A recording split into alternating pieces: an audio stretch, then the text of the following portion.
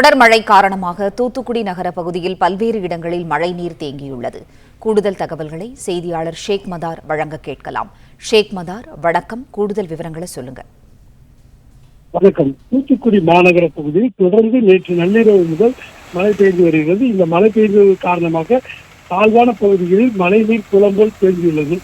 குறிப்பாக தூத்துக்குடி பழைய மாநகராட்சி மற்றும் பிரதான சாலையான பாளையங்கோட்டை சாலை, அந்தோனியார் கோவில் தெரு, எஸ்எஸ்பிளை மாணிக்கபுரம், பிஎன்டி காலனி, முத்தமா காலனி உள்ளிட்ட பல்வேறு பகுதிகளில் தாழ்வான பகுதிகளில் அந்தோனியார் கோவில் தெரு பகுதியில் உள்ள குடியிருப்புக்குள் மழைநீர் புகுந்தது. இந்த மழைநீரை வெளியேற்றும் பகுதியில் அந்த பெண்கள் தண்ணீரை இறைத்து வெளியே ஏற்றி கொண்டிருக்கின்றனர். இது மட்டும் இல்லாமல் மாநகராட்சி நிர்வாகம் சார்பில் மழைநீரை அகற்ற தீவிர நடவடிக்கை மேற்கொள்ளப்பட்டு வருகிறது.